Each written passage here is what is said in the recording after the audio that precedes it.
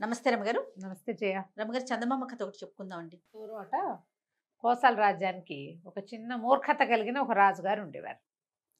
ఆయన ఏమిటో తాపట్టిన కుందేటికి మూడే కాళ్ళు అంటూ ఉండేవాడు. మధ్య మధ్యలో ఆయనకి డౌట్ వచ్చినప్పుడల్లా మంత్రులను అడిగి ఏదో క్లారిఫై చేసుకునేవాడు. ఆయనకి తగ్గట్టుగానే ఆయనకి ఇద్దరు మంత్రులు ఉన్నారు. రంజన మంత్రి, భంజన మంత్రి. రంజనుడు, భంజనుడు. బాగున్నాయండి పేర్లు. రంజనుడు తెలివైనవాడు, మంచివాడు, జాగ్రత్తగా మాట్లాడేవాడు, సమయస్ఫూర్తి ఆచితూచి మాట్లాడటం ఉండేవి. భంజనుడు కాస్త కుస్తా అడ్డగోలు వాడే ఈ మన రాజుగారిలాగా. దాంతో ఆయనకి ఎక్కువగా భంజనుడి ఐడియాలు నచ్చేవి, తన ఐడియాలతో రిలేట్ అవ్వటం వల్ల. అదేలే. ఆయన తాలూకు ఈ మూర్ఖులకి ఈగో సాటిస్ఫాక్షన్ చాలా పెద్ద పాయింట్గా ఉంటుంది. వాళ్ళకి ఆ టైం నువ్వే కరెక్ట్ అంటూ ఉండాలి, ఆల్వేస్ యు ఆర్ కరెక్ట్. అయితే ఎంతసేపు భంజనుడి మాటలు విని అన్ని బ్యాడ్ ఐడియాస్ వేసి రాజ్యంలో మహాతలకాయ నొప్పులు తెప్పించేవాడు. ఊళ్ళో నగర పెద్దల మీటింగులు జరుగుతాయి కదా, మా మీటింగులు అప్పుడంతా భంజనుడిని పీకేస్తే సరిపోతుంది. రాజు బేసిక్గా మంచివాడే, ఒకరవ మూర్ఖుడు.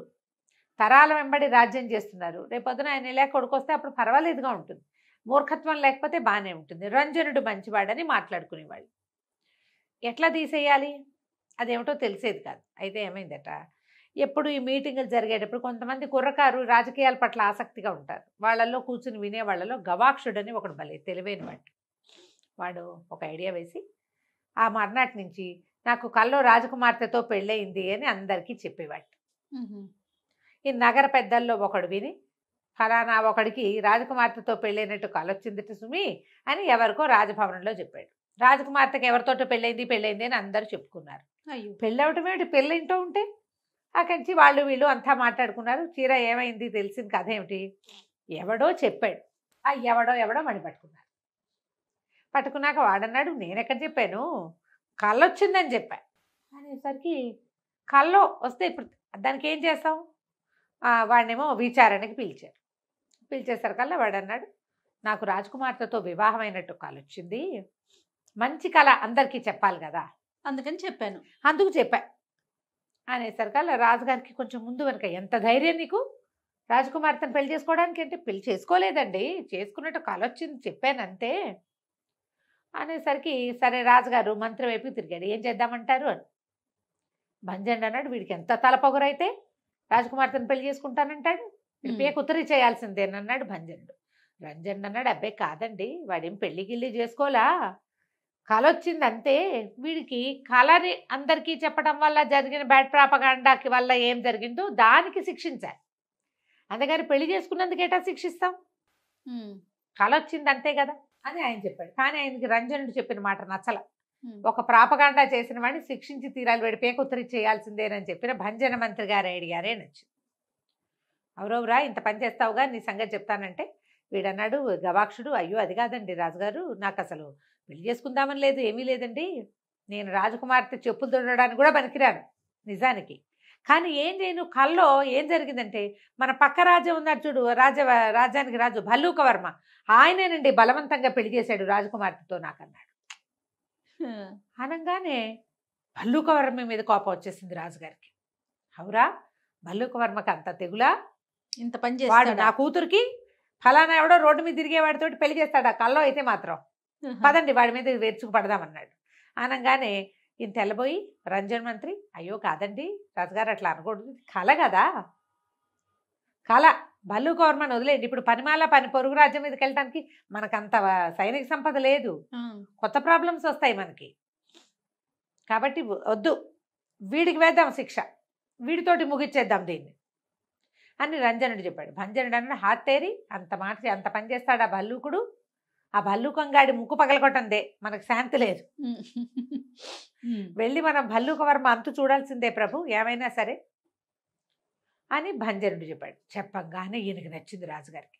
పదండ్రా అందరూ సైనిక సమీకరణ మొదలు పెట్టేసేయండి, 2-3 రోజుల్లో మనం వెళ్ళి భల్లూకవర్మ మీద పడతాం, మన రాజకుమార్తెకి కల్లో అయినా సరే వాడు పెళ్లి చేయడానికి వాడేవాడు అని కేకలు పెట్టాడు. సైనికుల్లో కొంతమంది సామాన్లు సర్దుకున్నారు, వాళ్ళ దగ్గర ఉన్న ఆయుధాలు, కొంతమంది ఇది ఎక్కడ కొత్త తగలాటండి దేవుడా, హాయిగా సుఖంగా ఉన్నావు, మధ్యలో యుద్ధం ఒకటి వచ్చి పడింది, వీడెవడో పాపిష్టవాడు, వీడి కళ వల్ల వచ్చింది అనేసరికి ఈ గవాక్షుడు అన్నాడు, మీకు పూర్తిగా కళ చెప్పలేదండి, యాక్చువల్గా అసలు ఏం జరిగిందంటే భల్లూకవర్మ ఉన్నాడు చూశారు, వాడు ఆ రాజుగారు మన రాజ్యం మీద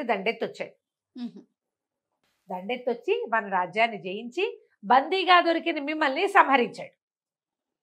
సంహరించంగానే అప్పుడు ఏం జరిగింది? రంజన మంత్రి గారు, అయ్యో తండ్రి లాంటి రాజుగారే గతిచ్చారు, నేను ఇంకో పరరాజు చేతుల్లో నేను పన్ను అని ఆయన కత్తితో పొడుచుకుని చచ్చిపోయాడండి రంజన్ మంత్రి అన్నాడు. అనగానే రాజుకి ఏమిటి రంజనుడికి అంత ప్రేమ నేనంటే లేచి గబగబా లేచి రంజన్ మంత్రి నువ్వు చాలా గొప్పవాడివని రంజనుడిని కావలించుకున్నాడు. అప్పుడేమోనండి మన భంజన్ మంత్రి గారు ఉన్నారు కదా, ఈయన రాజకుమార్తెని నీ పరం చేస్తా, నీకు కావలసిన వాడికి ఇచ్చి పెళ్లి చేసుకో, పెళ్లి చేసేసేయి, రాజ్యాన్ని నీ పరం చేసేస్తాం, అన్ని గుట్లు మట్లు చెప్పేస్తానని ఈ భంజనుడు భల్లూక వర్మ గారి కాళ్ళు పట్టుకున్నాడండి. అంచేతే నాకు రాకుమార్తెతో ఐరాగైరా వాడితో పెళ్లి చేయమని అన్నందుకు నాకు ఇచ్చి పెళ్లి చేశారండి అన్నాడు. అనగానే రాజుకు ఒళ్ళు మండిపోయింది. అవురా భంజనుడా, నువ్వు ఇంత దుర్మార్గుడివా? నువ్వు రాజ్యాన్ని వాడికి అప్పచెప్పటం నా కోసం నువ్వు చచ్చిపోలా. రాజు మీద భక్తితో రంజనుడు చచ్చిపోయాడు, నువ్వేమో నా మీద భక్తితో చచ్చిపోలేదు, నా రాజ్యం గుట్లు మట్లు అని చెప్పడం కాకుండా నా పిల్లని నువ్వే పెళ్లి చేసుకొని భల్లూక వర్మకో లేదా మీ పిల్లాడికి ఇచ్చి చేసుకొని సలహానో ఇవ్వకుండా రోడ్డు మీద దారైపోయే దౌర్భాగ్యుడెవడుకో నా పిల్లని ఇవ్వమని చెప్తావా నువ్వు? అవురవరా బంధించండి భంజనుడిని ఆనంగానే ఉనికిపోయాడు భంజనుడు. ఆయన వాడికి తెలుసు ఏ వెర్రి సలహా ఇచ్చినా ఇమీడియట్గా పాటిస్తాడు రాజుగారు. ఇప్పుడు చచ్చామే మనం.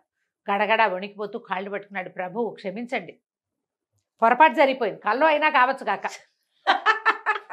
ఇంతకీ కాలం ఎవరిది? వాడెవడిదో అయినా కానీ నా వల్ల అంత పొరపాటు జరిగినందుకు దేశ బహిష్కారం విధించేసేయండి, రాజ్య బహిష్కారం విధించేయండి, నేను వెళ్ళిపోతాను, నన్ను మాత్రం చంపద్దు, జైల్లో పెట్టద్దు, కల్లో చేసినందుకు కానీ నన్ను పంపించేయండి అనగానే భంజనుడిని పంపించేయండి రా కట్టు బట్టలతో సహా అని, నువ్వు వెళ్ళిపో, వెనకాల మీ ఆవిడ పిల్లలు వస్తారని ముందు వీడిని తీసుకెళ్ళి దేశం బయట వదిలిపెట్టి వచ్చారు చట్టుకుని. ఇప్పుడు రంజనుడి కేసు చూశాడు రాజుగారు.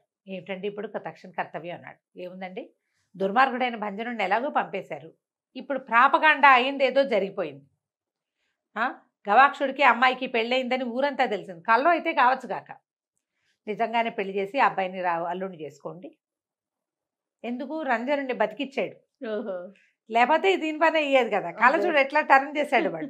రాజుగారు సరే అమ్మాయి గారికి గవాక్షుడితో వివాహాన్ని తెరపరిచాం, అందరూ వివాహ వేడికి హాజరవ్వండి అని చెప్పేసి అమ్మాయికి గవాక్షుడితో పెళ్లి చేశారు. కథకంచికి మనం ఇంటికి. భలే ఉంది రమ్మ గారు.